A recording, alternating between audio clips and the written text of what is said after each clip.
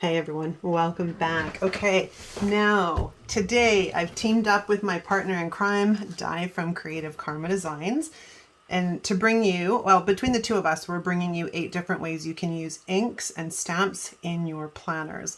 Because the theme for September in the challenge that her and I run, the Planner TNT challenge, is stamping in your planners. So where are we going to start? I'm going to briefly touch on some inks so you can get an idea on the different types and how they are used. So dye inks, such as this one, and then this one from Stampin' Up, are, hang on a second, let me show you.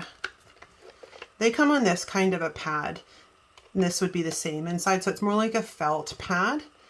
They are very fast to dry, and they work really well on regular paper. But the thing is it absorbs into the paper and is very likely to bleed. So these are not stamps, not inks that we would really want to use directly onto our planner pages. The next one we're going to talk about is pigment inks, like this. Now, pigment inks are slower to dry. They're also water-based, and they're great for embossing. So the powders and heat set. They give really vibrant colors because this ink sits on top of the paper as opposed to absorbing into it. The next ink we're going to talk about is watermark inks. Now this is a very old pad. I doubt it even works anymore. I'd have to get some kind of, I don't know, I think I might just junk it. It looks kind of garbage. These are slow drying, but this is a very thick, clear type of ink that's primarily used in heat embossing. They also would work great, like if you wanted just a clear outline of something and you wanted to fill it in and heat emboss it, but otherwise you wouldn't probably use those in your planner. The next one we're going to talk about is a solvent ink. Now, solvent inks are StazOn. Hang on 2 seconds, I forgot to grab it. All right, StazOn. Now, StazOns are a solvent ink. They are quick drying and they're permanent. It's made for non-porous surfaces like metal and glass, basically. Now we're going to move into my favorites, my absolute favorites, distress inks. Now, there's 2 types. There's a distress ink and a distress oxide. The distress ink is great, well, all of them, or both of them, they're great for blending and combining colors, and you can stamp with them as well. Distress inks, they're more dye-based, and distress oxides are kind of a hybrid of both a dye and a pigment ink. They're really perfect. The next one we're going to talk about is chalk inks. Now, chalk inks, I don't have one. I looked through all of my stash. I don't have one, but Stephanie from Squared Plans uses them quite a bit. So if you wanted to get an idea on what they look like, you could go check out one of her videos where she's used ink in her planner. But chalk inks are quick drying, they're waterproof, and they also sit on top of the paper, so they give that really vibrant color. So what would I say is best for planners? Chalk inks or distress inks, hands down. The rest of those, it's really finicky and you're gonna have to worry about it bleeding through your pages, and who wants to deal with that? I've used both. No, actually I haven't used a chalk ink. I've used distress ink and distress oxide in my planners. I've never had them bleed through. They always dry. They don't stay wet, which is why they're perfect. So now how do we use them? Okay, the first one I'm going to talk about is titles. So I was sent, one of you guys sent me a bunch of stamps and stuff, which was awesome. And what was also in this package was this great big thing of alphabets. So we're going to play around with these guys a little bit today because we're going to talk about using them to make focal points, like a quote or even just a title up the side of the page. I need a stamp block and I need my stamp cleaner thingy, my stamp scrubby, which is right there. And I'll need the stamp cleaner. So let's just spray this up because these are brand new. I don't really want them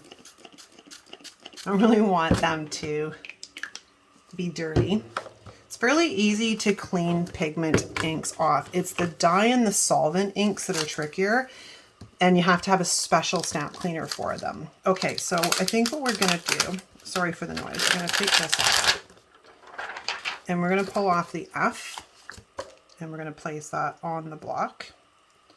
And I'm not, oh, I forgot to mention this one. These are hybrid ink pads as well. Again, very much like the inks and the oxides. They're a hybrid and they have the benefit of both worlds. So this was a stamp pad I found when I went up there, and I'm like, oh yeah, I forgot I had these guys too. I figured I would give it a show. Now, where is my, I had it. I am just a train wreck today. Where did I put my, I had an ink out that I was using. Oh, did I put him away? I probably put him away, which means I've got to go into my storage box and find my friend. Yes, we're going to play with this distress ink.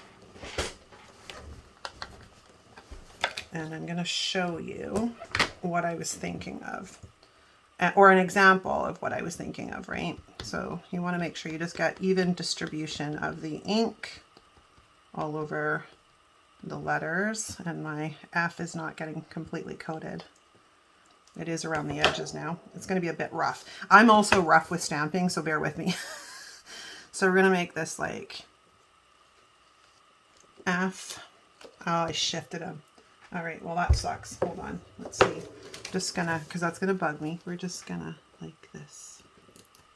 We're just going to get rid of that and pretend it's not there. All right, so let's give him a little bit of a scrub. You have to be careful with the polymer, these clear type stamps, the acrylic stamps. These guys, I don't remember what they're called. I think it's polymer. I can't remember. You have to be careful with them when you're scrubbing. You don't want to wreck them. Okay, so let's grab the A and put the A on there. And then we're going to put an A right beside it. Excellent. That one printed much better. Normally I'm a chicken. If this was actually my planner spread, I probably, I'm just going to be honest with you, I probably wouldn't stamp directly onto my planner spread because I'd be terrified of making a mess of it and then I'd ruin my spread. So I generally, if I'm going to stamp something out like this, I generally always stamp onto paper and then cut it out and put it onto my planner because I'm a chicken. I'm not very gutsy. I rocked the stamp. Hopefully that didn't screw it up too much. Okay, so let's go get a little bit more ink on here. And let's put that down. Perfect. Okay, so something like that, right? Let's dry that off and we'll put this back. So relatively easy to create very nice focal points that, you know, draw attention, or you can make quotes. And I mean, at this point right now, you could just grab, that's not the pen I want. Where's the pen I want? I can't find my pens. I'm just like, everything is everywhere today. But there, nope, there it is. Like I would come in here with like, it's fall, y'all, or something to that effect, right? Pretty cool. Okay. Now, the next way we can use things to make titles is with letters. Something like this. You could mask off, you could just ink in and do your thing. I did something very similar to it, but I did not use the inks. I used pens instead when I made this Halloween title on this page. So something to that effect, like you can make really nice big titles. Now, the next thing we're going to roll down to, because we're going to talk about stencils more near the end. But for now, we're going to move into talking about using smaller alphabet stamps like these guys. Now, these are wooden, so they're a little bit more difficult to work with. But we can use things like this. Hang on. To make like a to-do list. Right? Cool. I just have so much fun with this stuff. I'm just going to grab my O and we're going to make to do. And the problem is I'm so used to using clear stamps now that it's hard to know where you're placing things down, which is a little bit frustrating, but I like these little alphabet stamps and I've had them for, I don't know, 20 years. To do. Let's do that. And then I need the O again. And we'll put that down there. So simply, you just need to get creative. That's all you do. Like, you can pull it out, get creative. If you have stamps, great. If you don't, it's not a big deal. You can improvise by, I don't know, just pulling out your pens, your felts, play, right? So this is, you know, just examples of using stamps to create focal points, or in this case, like a to-do list. The next thing we're going to talk about, as I mentioned earlier, is stencils. So I dug into my stash and I brought out this guy. Now, I've had this stencil for a lot of years. It's actually meant for borders and edging, but the stencils are super versatile. Super versatile. I have seen these types of stencils at Michael's, so you would literally just have to go and take a look in there. I can't remember. I think they're over in like the drawing area. I can't get this open. There we go. So let's pull out this green because I thought this would be really nice for, and my blending brush, which is over here. So distress inks. Let's talk about these guys. I just love them.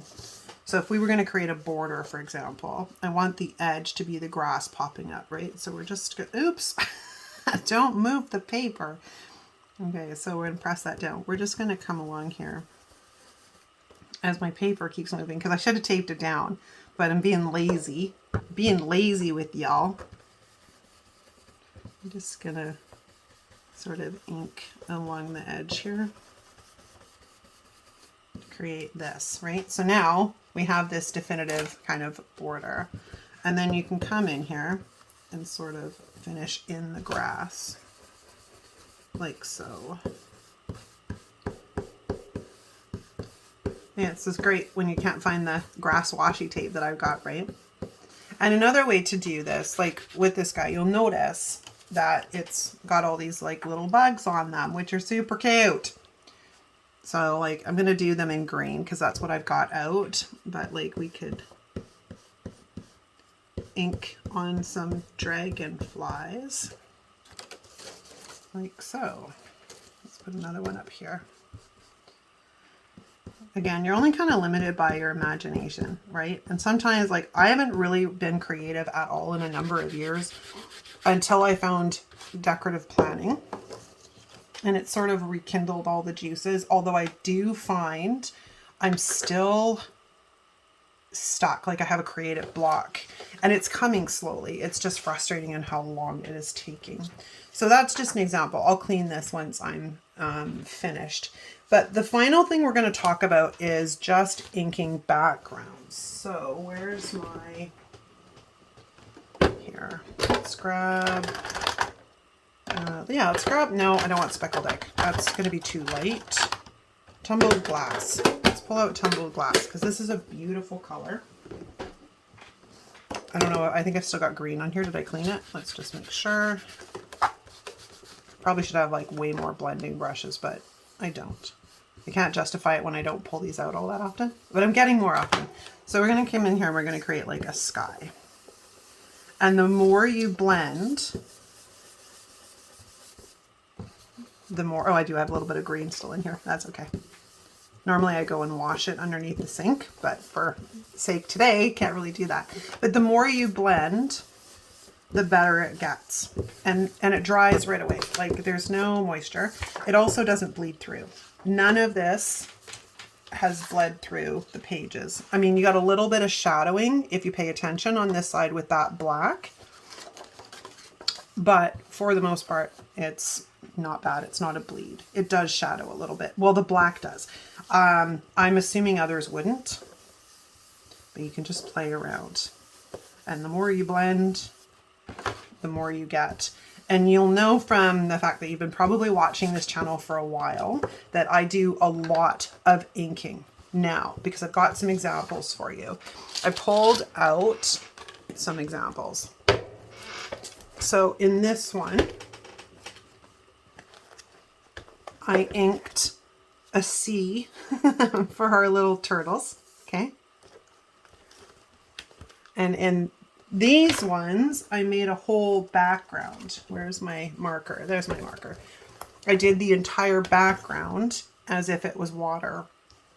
So the versatility of inks in particular, like I said, I really love the distress inks, both the inks and the oxides. They're great. They're very versatile, and I get a lot of use out of them. And sometimes you just need to sit down and play.